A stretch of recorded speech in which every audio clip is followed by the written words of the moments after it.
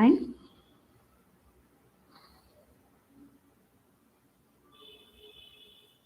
Okay.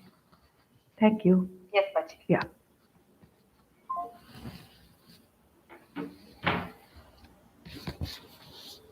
ॐ सत् दक्षिणस्य समारम्भा शङ्कराचार्यमध्यमा अस्मदाचार्यपर्यन्ता स्मर्या गुरुपरम्परा श्रुतिस्मृतिपुराणानाम् आलयं करुणालयं नमामि भगवत्पादं शङ्करं लोकशङ्करं शङ्करं शङ्कराचार्यं केशवं बादरायणं सूत्रभाष्यकृतौ वन्दे भगवन्तौ पुनः पुनः ईश्वरो गुरुरात्मेति मूर्तिभेदविभागिने व्योमवद्व्याप्तदेहाय दक्षिणामूर्तये नमः परिज्ञानाश्रम श्रीगुरुशङ्कर परिज्ञानाश्रम शङ्कर सद्गुरु केशववामन कृष्णपाण्डुरङ्ग आनन्द परिज्ञान गुरु सद्यो जात शङ्कर सद्गुरु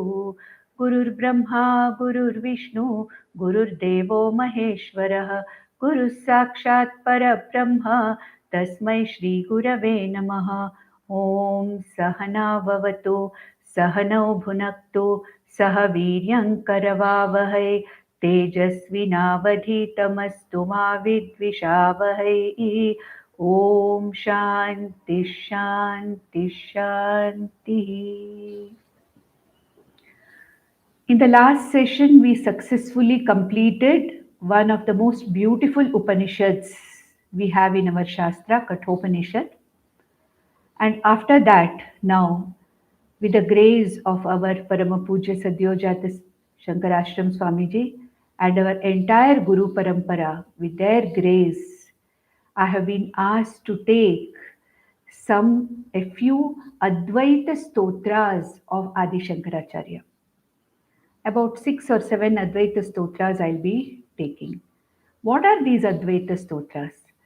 Shankaracharya Bhagwan has written a number of stotras. Many of them are hymns in the praise of Lord with various forms.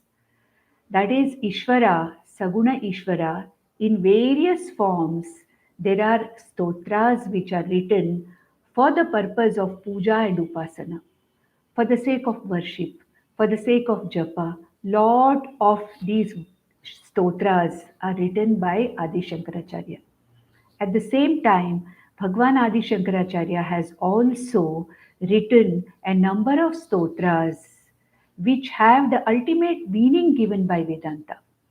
The Advaita Siddhanta of our Vedanta or our Upanishads, that is the Advaita vision of what our Upanishads give, that is given by Adi Shankaracharya Bhagavan in many of the stotras which are called as the Advaita Stotras. In the Advaita Stotras, we don't have any descriptions of Ishvara with names and forms or the glories or the attributes of Ishvara with names and forms.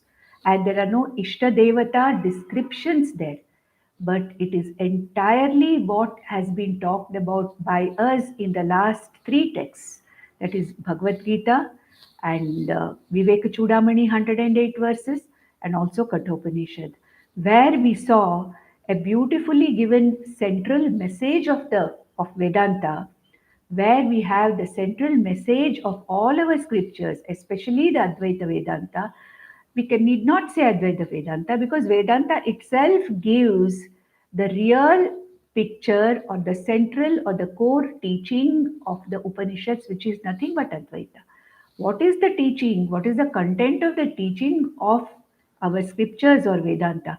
Ultimately, Brahma Satyam, Jagan Mithya, Jivo Brahmaiva Naparaha. This is the teaching of Vedanta, and that we have seen in all the 3 texts we have done.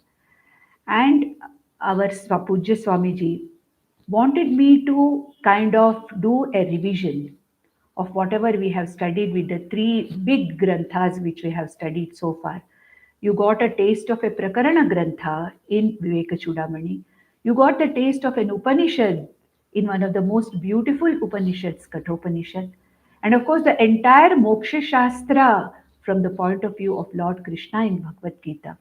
So now Swamiji wanted me to give the summary of this entire Vedanta teaching in a simple form. It is basically to remind and also for nididhyasanam of whatever we have already studied in these texts in the form of these Advaita Stotras of Shankaracharya. And I have selected these sutras in a certain order because Advaita teaching starts with Purushartha Nishchaya. Means what? I have to be ready for this knowledge. I must be interested in this knowledge. It's only when I'm interested in this knowledge, when I'm interested in finding out the truth of what I am, what the Jagat is, what Ishvara is, and when I'm really interested in getting out of my bondage that I'm perceiving right now, only then I become a mumukshu. And these Advaita Stotras are meant for these mumukshus in a very, very small, in small forms, in a few verses. Like most of these stotras may be 5 verses, maximum 8 or 9 or 10 verses. They are there in that form. These stotras are there, which are like capsules. These Advaita Stotras are like capsules which contain the teaching of Advaita Vedanta in a very, very cryptic, not even cryptic, in a very, very summarized manner, in a very short manner. They're all short works which give the meaning of Vedanta. Some of them start from Sadhana Chatushtaya Sampatti, the beginning, Karma Yoga, Upasana Yoga, then Jnana Yoga. They go to the whole thing. Whereas some of them straight away start with the core of the teaching of Vedanta. So, with this background, I have chosen the first text of the Advaita stotras of Adi Shankaracharya. We can take them as Prakarana Granthas. Each of the stotra is like a Prakarana Grantha because each stotra is something which unfolds the teaching of Vedanta. So we can take it as a Prakarana Grantha. Something like Vivek Chudamani or Tattvabodha or Atmabodha or any of the Prakaranas. We can take each of these Advaita stotras almost as a Prakarana Grantha. So the first Advaita stotra of Adi Shankaracharya I have chosen is Bhajagovindam. Of course, all these stotras, the 7 or 8 stotras that we'll be taking, have been taken with the approval of our Pujya Swamiji. He has suggested that I take these in this particular order so that the order of the teaching of Vedanta is maintained. And the very first text that I have been asked to take is the text called Bhajagovindam. Now you may wonder, how can Bhajagovindam be an Advaita Stotra? Yes, Bhajagovindam is an Advaita Stotra because Bhajagovindam starts with telling a mumukshu, now is the time for you to choose your purushartha. May you make the purushartha nishchaya. That is it. Bhajagovindam, yes, the name is that, but the name of Bhajagovindam actually is Moha Mudgaraha. Mudgaraha means a hammer. Moha Mudgaraha means this stotra is like a hammer which literally makes my moha or delusion into pieces. That's why it is called as Moha Mudgaraha. And Adi Shankaracharya, in this work of Bhajagovindam, writes basically only 12 verses. There are actually 30 verses in Bhajagovindam, but only the first 12 verses are written by Adi Shankaracharya. That is why it is also called Dvadasha Manjari or Dvadasha Manjarika, a bouquet of 12 verses. Dvadasha Manjarika. So also they are called by that name. But the most common name is Moha Mudgaraha. Here, through this particular text or this particular stotra, Adi Shankaracharya is actually hitting at our delusion or our moha. Adi Shankaracharya takes a number of fields of our moha, different fields where we are deluded. Moha means delusion. And we are deluded. We have already seen it is a deluded intellect. And Adi Shankaracharya attacks our various fields of delusion. What is the meaning of attacking? He makes us see the truth very clearly that whatever I am holding on to is nothing but an effect of moha or delusion. What you think is what gives me peace, security, and happiness is nothing but delusion. If I think that Artha and Kama are going to give me everlasting peace, security, and happiness, it is a great delusion. And what is this delusion born out of? This delusion is born out of avidya. What is avidya? Ignorance. We have already seen that. Ignorance about what? Who I am. I'm ignorant of who I am, ignorant of what the Jagat is, ignorant of what all the other jivas are, ignorant of what God is, Ishvara is. I take whatever I see in the world superficially, along with my own body mind sense complex, and also the names and forms and objects in the world as reality, out of my avidya. It is not my fault. It is my ignorance which I have been born with, because of which I am deluded into taking that which is not the truth as the truth and suffer the bondage of raga, shoka, and moha, which we have already seen in Bhagavad Gita also, we have seen in Vivek Chudamani also, we have seen it in Kathopanishad also. So, what does Adi Shankara do in Bhajagovindam? His purpose is to make me realize that in my present way of living, where I'm running after artha and kamas, and thinking that artha and kama is ultimately going to give me the security and the happiness and the peace that I'm looking for. Hey Jiva, it is nothing but delusion. I will point out to you various fields or areas of your delusion. This is the time for you to choose the moksha purushartha. Artha kama purusharthas are not going to give that happiness and peace you are looking for. What is it that going to give you the security, peace, and happiness that you're looking for? It is nothing but choose moksha purushartha. May you choose Shreyas. We saw that. In Kathopanishad, we saw that. If you remember, I just want to remind you because it is immediately after Kathopanishad. Entire Mohamudgara or Bhajagovindam is a commentary on the two verses of Kathopanishad. That is the Dvitiya Valli, first chapter, Dvitiya Valli, first verse and the second verse. The first verse says, Anyat Shreyo Anyadutaiva Preyah Te Ubhe Nanarthe Purushagam Sinitaha Tayoho Shreya Adadanasya Sadhu Bhavati hiyate arthadya upreyo vrinite. First verse. Second verse says, Shreyascha preyascha manushyametah tau samparitya vivinakti dhiraha shreyo hi dhiro abhiprinite preyaso vrinite Preyo Mando Yogakshemad Vrinite.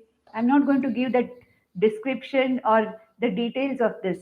What it means is that there are two paths.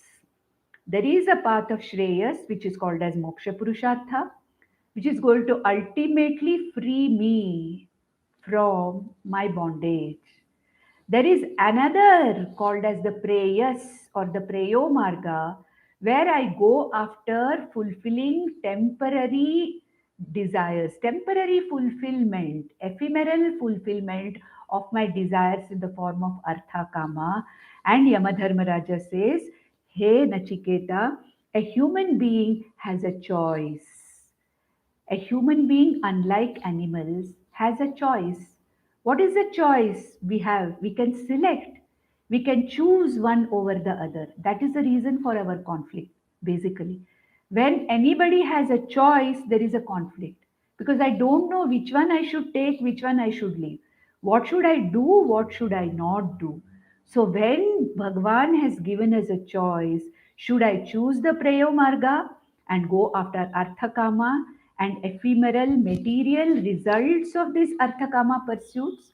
Or should I go after the Moksha Purushartha and once and for all get free from this bondage?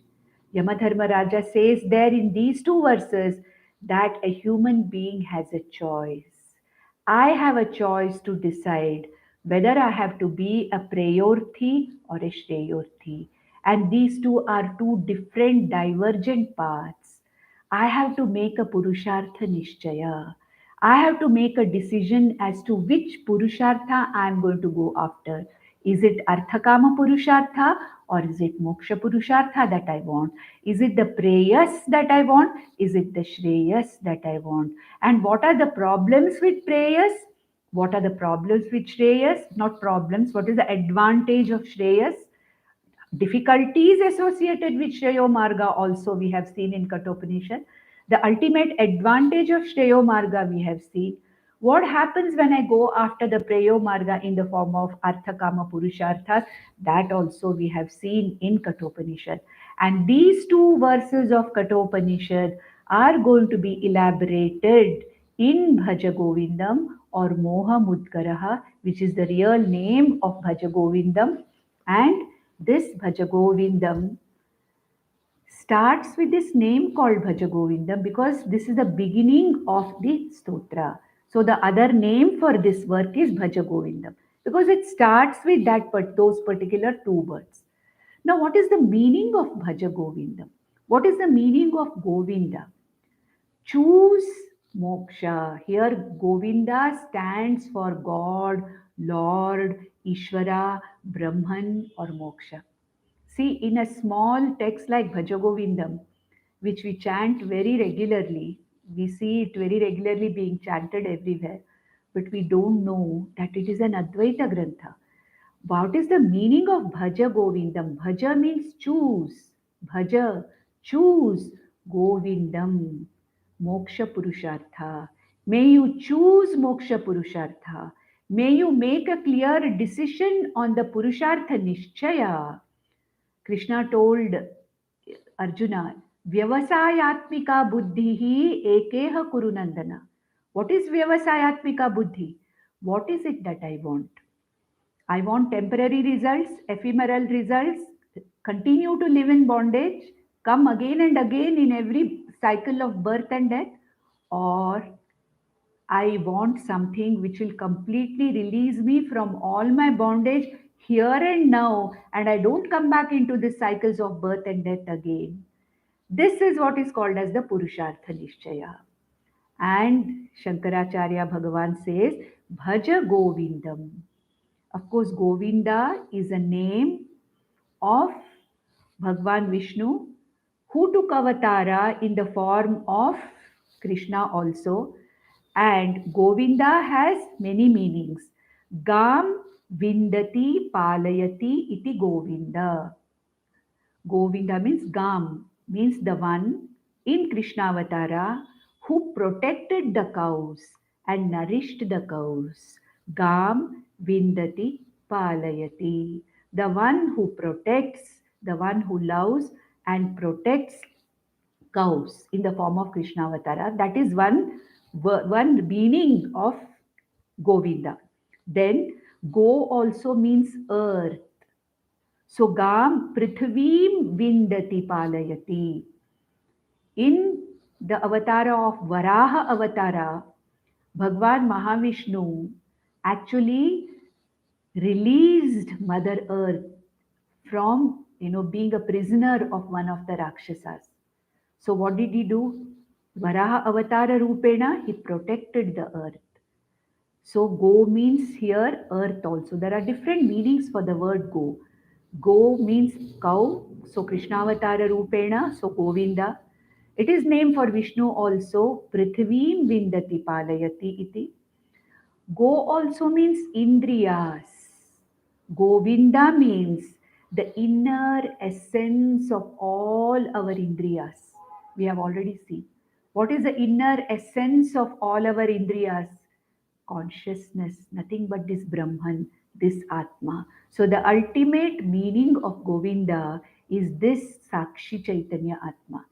This Brahman, this Atma is the ultimate meaning of Govindam, Govinda. So Bhaja Govindam means choose Govinda as your goal. Choose Atma as your goal. Choose Ishvara as your goal. May you choose Moksha as your purusharta. So Bhajagovinda means Moksha Purushartha Nishchaya. That is the actual purpose of Bhajagovindam. And how does he try to tell you Moksha Purushartha is the one which is really good for you in this human birth? He has already told in Vivek Chudamani, Durlabham Narajanma. Narajanma is Durlabha. It is very, very difficult. And more than that, Manushyatvam Mumukshutvam Mahapurusha Samshrayam. Manushyatvam, developing Moksha Purushartha and having the company of Mahapurushas or Gurus. It is one of the rarest combinations. Don't waste this life. That's what Bhagwan Yamadharmaraja also told in Kathopanishad.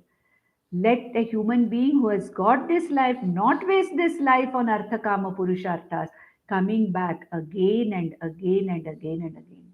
So may you choose moksha.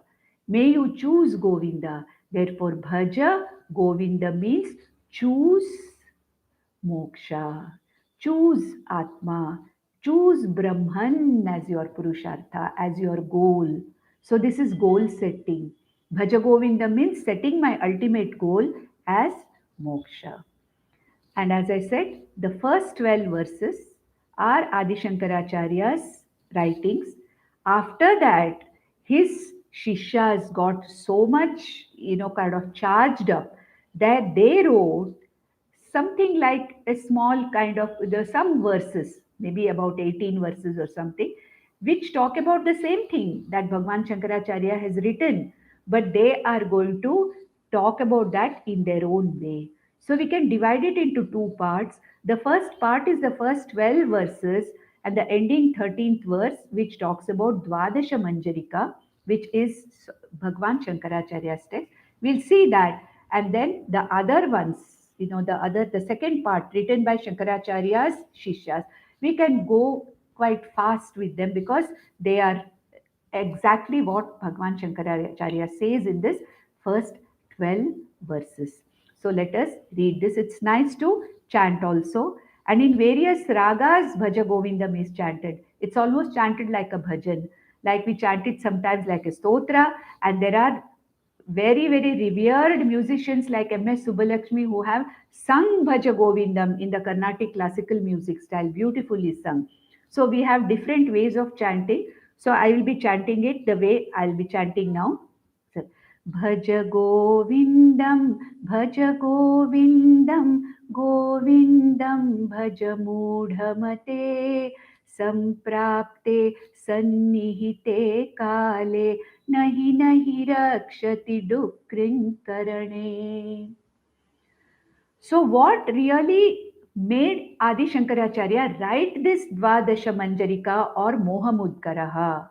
So, a story is told that when Shankaracharya was traveling in Kashi, he saw a 90-year-old Vaidika Brahmana trying to by heart the Dhatu Pata of Panini, grammar.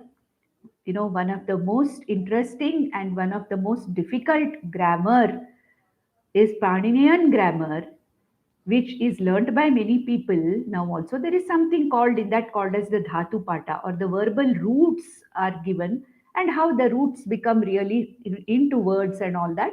That is the way the words, the root is used into the formation of the word, how the word is used, all this, the grammatical aspects of it is given.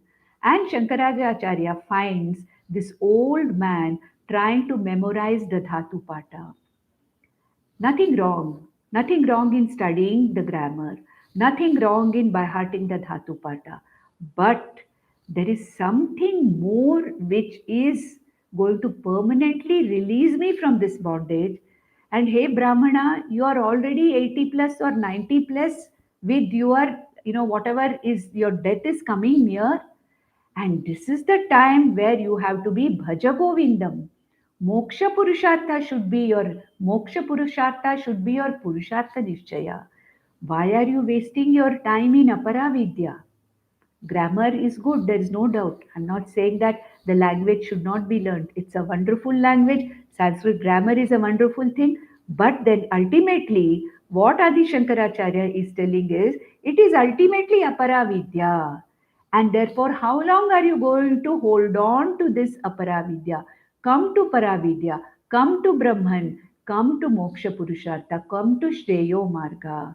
So that is what he tells, that looking at this Brahmana, putting all his effort rather than in Moksha Purushartha, rather than studying the scriptures, of Moksha Purushartha related or Upanishads, he was still continuing to memorize this. So he says that is not going to come to your rescue ultimately. What is going to come to your rescue? No aparavidya is going to come to your rescue. No laukika vidya is going to come to your rescue. It is a delusion to think that the more and more and more I know aparavidya, the more and more strong I am. I may be a scholar, that's it. I may be a scholar, but I'll never be free from this bondage. And let there be a limit to scholarship also. Let the scholarship stop at one time, and may you go into what really is that which is behind all these things, that content or that consciousness which is behind all this. May you go to Paravidya. That is what he is telling here. So he says, Bhajagovindam, Bhajagovindam, Govindam, Bhaja. Reiterating it three times. Moodhamate. Moodhamate does not mean fool, it means a deluded intellect. Hey, deluded intellect, understand, realize the limitations of aparavidya. Study grammar, no problem. Study Jyotisha, no problem. Study Kalpa, no problem. Niruktam, whatever, the six Vedangas, study, there is no problem at all. But may you understand that this aparavidya is ultimately limited, and it is only going to give you a limited scholarship, because the more you study, there is more to study.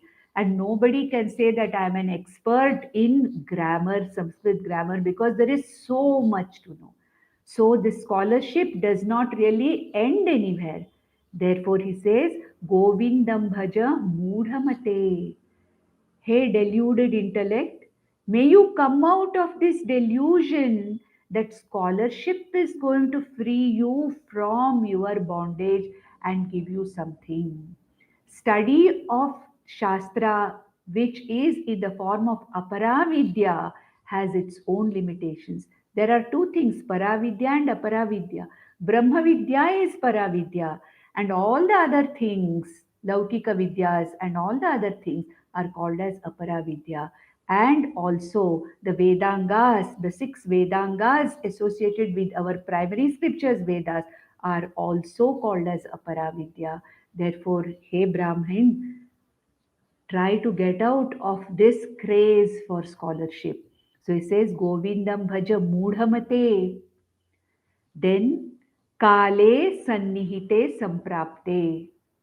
Kala, when the death comes to take you away, Kale Sannihite, you are almost being approached by death at your age. When death is approaching you, when death is taking hold of you, Nahi Nahi Rakshati Dokrin Karane, your scholarship or your scholarship in Aparavidya is not going to help you. It is not going to protect you. Maybe you'll come back next time to complete this scholarship or to become a deeper or a more scholarly person. But it is not going to release you from bondage. It is only going to make you more get into more bondage. Therefore, hey deluded intellect, some people interpret Moodhamate as oh fool. No, Shankaracharya Bhagavan does not cause anybody as a fool. Nobody is a fool. All of us are the victims of avidya because of which we are deluded. We have a confusion. Delusion is a confusion. We don't know what is it that gives me that permanent peace, security, and happiness, which I am constantly in search of. And I go after things which give me only temporary, glimpses of security and peace and happiness. This is my delusion. And therefore, Bhagwan Shankaracharya is addressing a deluded intellect in all of us. It's not only for that he got a kind of a stimulus to write this, seeing that particular Brahmana, but this is meant for all of us that we are all deluded intellects. So when Kale Sannihite Samprapte, none of our material achievements are going to give us freedom from our sorrow. Nahi nahi rakshati dukrinch karane means this is one of the dhatus which is there in the Paninian dhatu pata. Dukring means karane, karma. Another way in which this line is interpreted is Shankaracharya is telling the ultimate meaning of this is no amount of karma or upasana is going to give you moksha. Dukring karane. Karane means doing. You can do anything. You can worship, do anything. But ultimately, karma and upasana will only give you chitta shuddhi and chitta naichalyam and jnana yogyata prapti, which we have already seen right from Bhagavad Gita. Karma and upasana do not give me moksha. Jnanattu eva kaivalyam. It's only Atmajnana, Brahmajnana that ultimately gives me freedom from my bondage. No amount of karma and upasana will free me from bondage. It will keep making me keep me coming back again and again and again into this cycles of birth and death. But it has a role. Karma and upasana has a role. That is why Shankaracharya has written so many saguna, dvaita stotras which we use for our worship, for our pujas. We use them. Adi Shankaracharya only has written it. Then why is he saying it here? Those are meant for chitta shuddhi. There is a limit to which karma and upasana can give us a benefit. The benefit of karma means what? Worship, kaika, vachika, karma, can give us the benefit in the form of chitta shuddhi, and upasana, the manasika karma, can give us chitta naishalyam or the capacity to concentrate on this knowledge. So ultimately, karma is not going to give you moksha. It is only going to give you chitta shuddhi. So nahi nahi rakshati dukrin karane means both ways. In a superficial meaning, it means that any amount of the study of aparavidya, no amount of scholarship is going to give you freedom from this bondage. Ultimately, the lakshartha of this sentence is no karma and upasana are ultimately going to give you moksha. It is jnanam, atmajnanam. What is atmajnanam? Aham brahmasmi. That knowledge alone is going to free you, O deluded intellect, from your delusion. Now he goes to other fields of delusion. What is our next field of delusion? Artha. Artha means what? Security. I want resources like money, property, family, everything as a security. Rakshartham arthyate iti arthaha. Rakshartham, for the sake of protecting myself. Arthyate, resources which I want to keep me secure, to make me feel that security, retirement security I want to have, security post retirement, where to invest my money, how to take care of my money, artha. Not that we should not do it. Bhagwan Shankaracharya is not telling us not to do it. What he is telling is that is not going to give you that ultimate security which you are looking for. It will give you some security, no doubt. You have to plan, you have to do everything, but that is not the ultimate. The ultimate security is in knowing myself to be that Brahman. That Atma Jnanam is the ultimate, that is knowledge. Ultimate security is knowing myself, Aham Brahmasmi. Anything else is only a temporary, a temporary thing, like a quick fix, kind of a arrangement to make me feel temporarily a kind of security. So here he talks about artha, second field of delusion. First field of delusion is what? Scholarship is going to give me, freedom from everything. That is first field of delusion. The second field of delusion, artha. Money is going to make me have peace, security, and happiness. Family, objects of the world, acquiring the objects of the world, acquiring money, acquiring relationships, that is going to keep me happy. That is what I think. That is the second field of delusion. So he says here, Moodha jahihi dhanagama trishnam kuru sat buddhim manasi vitrishnam yallabhase nija karmopatam vittam tena vinodaya chittam. So, hey Moodha, hey deluded intellect, jahihi dhanagama trishna. May you not run after money and security all the time. Why? That is not going to give you that permanent peace, security, and happiness which you are looking for. So, hey, deluded intellect, don't hold on and get entangled with Artha. Artha is only a temporary means, and we don't know how Artha turns out to be. What we think of Artha today may not be the same after 10 years. Therefore, may you dhanagama trishna. Trishna means a deep sense of bond, a kama, a raga, a deep binding desire. For dhana means all the resources. Dhana here stands for all the resources. Hey, deluded intellect, moodha, jahihi, give up, dhanagama trishna. That how can we give up? Is it easy to give up this? By understanding. I can't throw it away. Trishna or the deep desire, I can't throw it away like that. I can throw it away intellectually only by understanding that this is not going to give me permanent peace, security, and happiness. Kuru sad buddhim manasi vitrishnam. So may your mind be Kuru Sat Buddhi. May you have the Sat Buddhi, where your Buddhi is not always afflicted by binding desires for material comforts or material kind of happiness. May you not go after accumulating material wealth without any limit because you don't know how much you want. You go on accumulating, go on accumulating. That's the reason we see so many scams, so many thousands of lakhs of thousands.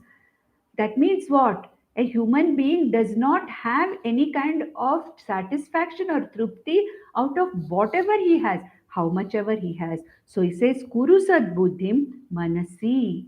May you see Manasi Vitrishna.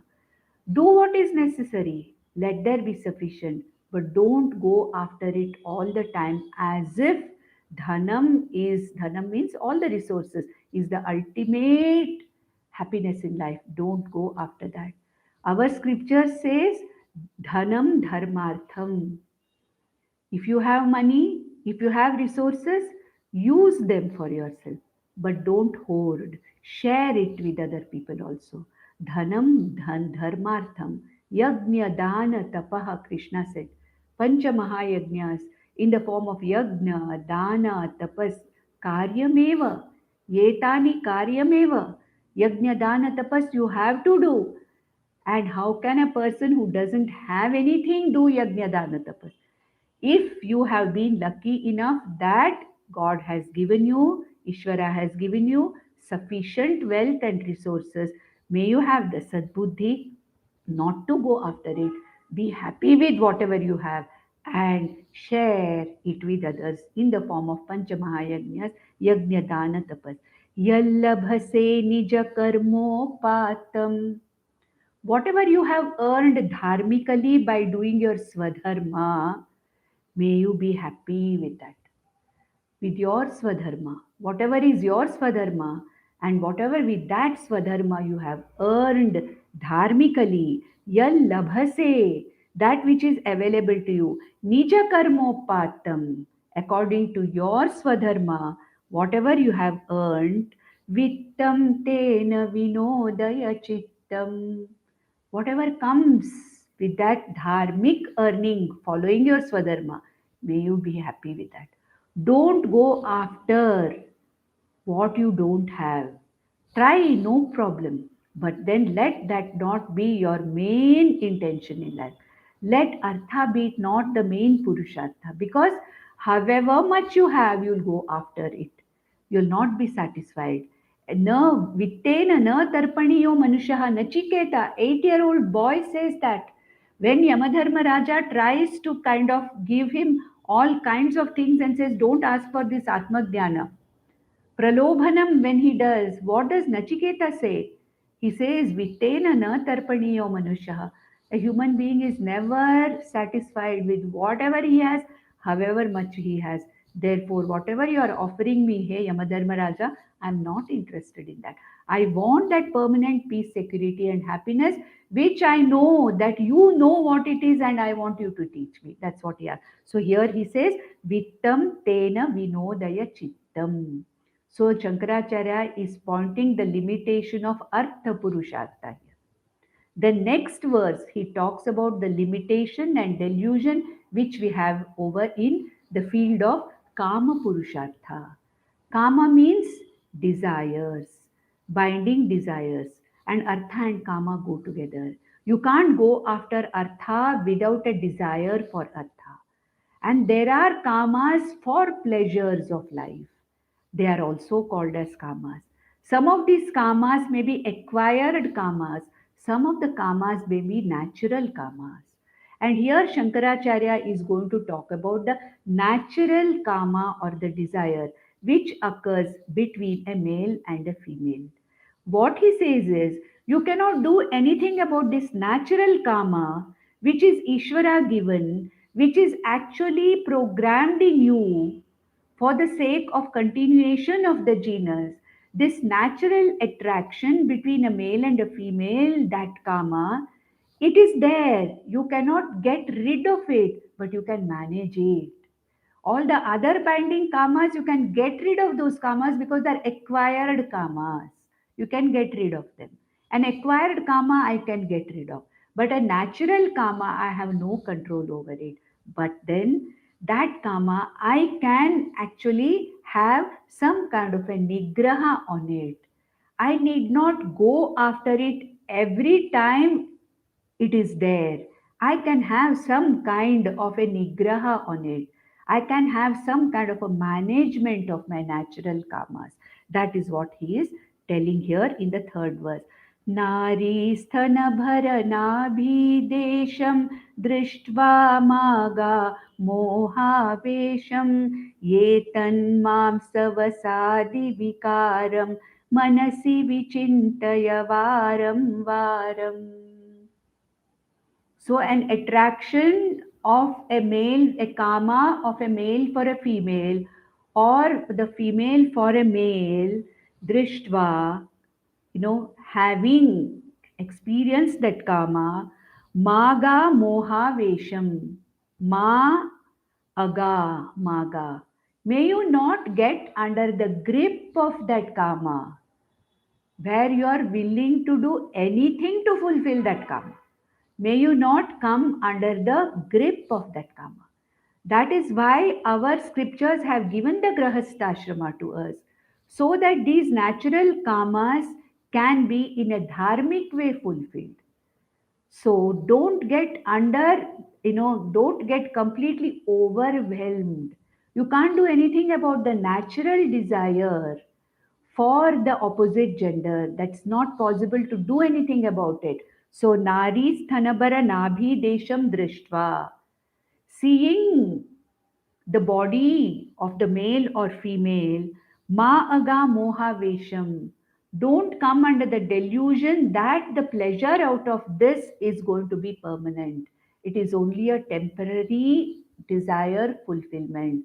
Let that desire not make you go after it and do adharmic activities. Let your fulfillment of that karma be within the dharmic limits. And how do I do that? Always remember that that body which is evoking the desire in me is nothing but a body which is perishing every minute, and it is made up of nothing but muscles and bones and fat. It is nothing else but that. So he says, Yetan mamsavasadi vikaram. This beautiful body which we are trying to beautify and keep it going forever. This beautiful body which is a center of attraction for a natural karma. What is this body ultimately? It is yetan mamsa vasadi vikaram. It is nothing but muscles and fats and bones. And when that body is dead, what is there is only these things. And therefore he says that manasi vichintaya varam varam. Again and again and again you think, is it worth my going after excluding everything? Whether this particular natural desire rules my life and I am willing to give up all dharma and do anything adharmic to fulfill this, that kind of a moha may you not have. There's nothing wrong in fulfilling the kamas, whether it is this natural karma or acquired karma. The desiring capacity, the Ichha Shakti also is given by Ishvara to us. Nothing wrong with desiring, but let the desire be in a certain limit so that it does not get me into a delusion thinking that this is everything. Let the desire may be not such a binding desire that it forces me to do adharmic karmas. It forces me into adharmic actions. Let that particular thing not be there. May you understand that this raga or this desire, even when fulfilled, is a temporary fulfillment of desire. And ultimately, what is this body? It is nothing but mamsa vasadi vikaram manasi vichintaya. May you go on thinking over it again and again. Again, be careful. Our Shastra does not say suppress your desires.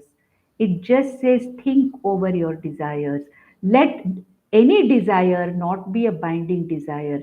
Fulfill your desires within the means, within whatever is allowed in a dharmic way, and be happy. There is no need to suppress any desire, but may you fulfill it in such a way that it doesn't become a bondage to you, and also it does not become a craze for you to repeat it again and again. So he says, Manasi vichintaya varam varam. So, artha and kama are only means to the end. Money is only a means, karma is only a means. What is the end that I want? That ultimate happiness, that ultimate sukha. This is only a means. But for us, what is the delusion? We have made means as the end. We don't understand that artha and kama are only means to an end. They are not the end in itself. We do not understand that. That is our delusion, which the moha mudgara, the hammer, is actually hammering our moha. So, what did we see all this time? The first field of delusion, the scholarship. Second field of delusion, that artha is going to give me security. Third field of delusion, that karma is going to give me fulfillment of fulfilling of all my karmas, is going to give me that ultimate peace, security, and happiness. So, these three fields which we talked about. Then he talks about the ephemerity or the shortness of the human life itself. We do not feel that our life is short. Death is waiting round the corner. We are busy fulfilling our arthakama desires, but we never think that I may not have much time. And this human birth, I don't know when I'm going to get again. What I'm going to be born as in my next life, I don't know. Even if I'm born a human, whether I'm going to get whatever are the circumstances which are necessary, the conditions which are conducive, whether I'm going to get that or not, I don't know. Therefore, he says, may you remember that human life is so ephemeral and so short. It may be 50 years, 70 years, 100 years, but one day it has to go. So it is short. So think of moksha purushartha before it is too late. So what does he say? Nalini दलगत जलमति तरलम तद्वज्जीवितमतिशयचपलं विद्धि व्याध्यभिमानग्रस्तं लोकं शोकहतं च समस्तम्. Human life is like what? Nalini dalagata jalam atitaralam.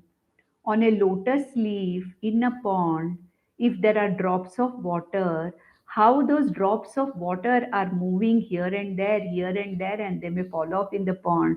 They're so unstable, they're moving unstably on a leaf. Why Nalini Dala? When it rains, you see any leaf of any plant outside your house, you'll find water drops which are precariously rolling on the leaf. At any moment they are going to fall down. So he says, this whole life, tadvat jeevitam atishaya chapalam. This human life is atishaya chapalam. It is unpredictable, absolutely unpredictable. Like what? Dalini dalagata jalam atitaralam. Like a drop of water over a leaf, over a lotus leaf. Such is the instability, unpredictability of human life. Tadvat jeevitam atishaya chapalam. That is, it is chapalam. It is, we don't know, unpredictable. Then he says that vidhi vyadhabhimanagrastham. Okay, all the time in this life, vyadhi and abhimana. I am either suffering mental or physical illnesses, or my time is lost in abhimana, in ahankara and mamakara. Ahankara, mamakara itself. I don't have time to go beyond that. So he says, Vidhi, Vyadhi, Abhimana Grastam, Lokam means humanity, Shokahatam, disturbed by pain, Shokahatam cha samastam. Lokam samastam. All people are afflicted by shoka. Why? So many desires, but a short life to complete all of them. I'm always feeling unfulfilled. I don't feel fulfilled by anything that I have done. Always unfulfilled. I want to be something. I want to become something else. I want to do something more. I want to get something more. All the time, I want. Wanting, becoming. Wanting, becoming. That is what it is. So this life is so short. So either I am abhimanagrastaha, vyadigrastaha, I'm most of the times, held by a vyadi or illness or abhimana in my body, mind, sense complex. And this entire humanity, shoka hatam, it is disturbed by pain. It is disturbed by sorrow. Chasamastam. Wake up. He's telling, hey, wake up. You have such a short life, and this life is completely filled by all these things. Wake up out of your, delusion that you're going to be there forever. Oh, Atma is going to be there forever. But you, the Jiva, this body, is not going to be there for you to attain this moksha purushartha. Therefore, the shortness of life, the unpredictability of life has been talked about in the fourth verse. We'll take one more verse. The fifth verse, he says that now he talks about pamakara, another field of delusion. These people belong to me. These are my children. This is my spouse. This is my house. These are my people. So, this abhimana in people around me, those who are connected with me as my people, my family, mamakara. Ultimately, mamakara is also going to give me a lot of dukkha, because what I'm expecting from people around me, my child, my parents, my spouse, I'm not going to get anything from them. Mamakara is ultimately going to tell me that there is nobody there who is going to give you back whatever you want. There's nobody who's going to do what you are expecting them to do. That is what he says, the stark reality of life. He says in this fifth verse, Yavadvittoparjana saktaha तावन्निजपरिवारो रक्तः पश्चाज्जीवति जर्जरदेहे वार्तां कोऽपि न पृच्छति गेहे. So, yavad vittoparjana saktaha.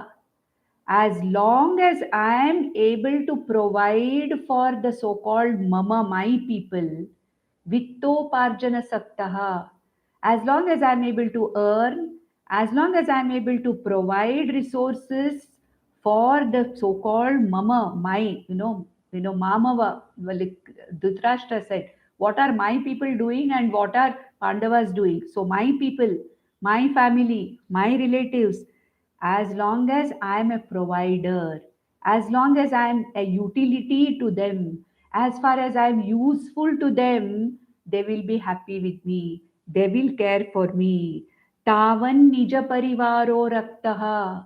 Till then, till you are able to contribute to the family in some way or the other, in some way, whatever way they want you to be needed there, you are tavan nija parivaraha. Nija parivara means your own family, which you call mama, mine.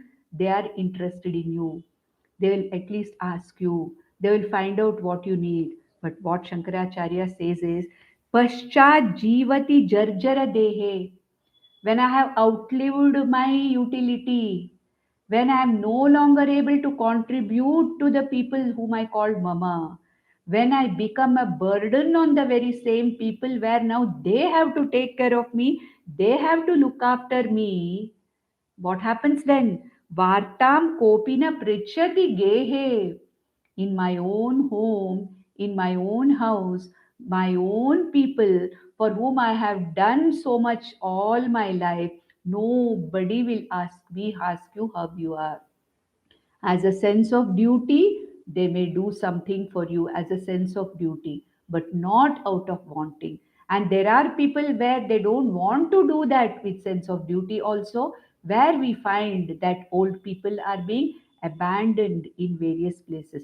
Shankaracharya, a sannyasi, saw this happening in the houses. So, yavad vittoparjana saktaha, till you are capable of contributing to the family, that so people called as my people, tavan nija parivaro saptaha. Till then only they will be having some respect and some love or whatever it is for you. Paschat jivati jarjara deha. I'm no longer able to contribute, but my body is jarjara. I can't take care of myself. Somebody has to take care of me. Vartam kopina prichati gehe. Nobody is going to really bother about me. That is why in a text called Brihadaranyaka Upanishad, Yajnavalkya Maharishi says this to his wife Maitreyi, and he says that nobody loves you for your sake. Atmanastu kamaya patihi priya bhavati. Atmanastu kamaya jayaye priya bhavati. Atmanastu kamaya. I love somebody for the sake of my own sake. I don't love anybody for their sake. It is an Upanishadic statement given by a Yajnavalkya Rishi. As long as you invoke a pleased, happy self in me, I love you. As long as you are able to contribute to me in some way, I care for you. The moment you are not able to contribute to me in any way, then there is no question of Priyam Bhavati. Atmanastu Kamaya. Whatever I love is for my own sake. Whatever person, a relationship I hold in high esteem is right now for my own sake, not for the sake of that person. So here, this delusion about mamakara also is hammered by Shankaracharya Bhagavan. I think it is that we don't have enough time for the next verse. The verses are very simple if you see here. The only thing you have to understand is Shankaracharya Bhagavan is trying to hammer away your delusion, our delusion, a common man's delusion, in various fields and getting lost in them. That's all. So he brings in every field and lays it open in front of us. Field of artha, field of kama, field of mamakara, field of ahankara, field of, that shortness of life. The whole thing he opens, keeps it in front of us and says, this is why choose Moksha Purushartha. That is why choose Bhajagovindam, choose Moksha Purushartha, choose Ishvara, choose Brahman. This is the ultimate meaning of Bhajagovindam. In the next few sessions, we will complete this. This goes like this only. It only makes us see where we are going wrong and the deficiencies of what we hold on into our lives. That's all this is, Mohamudkaraha. ॐ नन्दन्तु साधका सर्वे विनश्यन्तु विदूषकाः अवस्थाशाम्भवी मेस्तु प्रसन्नोऽस्तु गुरुः सदा सर्वे भवन्तु सुखिनः सर्वे सन्तु निरामयाः सर्वे भद्राणि पश्यन्तु मा कश्चित् दुःखमाप्नुयात् ॐ शान्ति शान्ति शान्तिः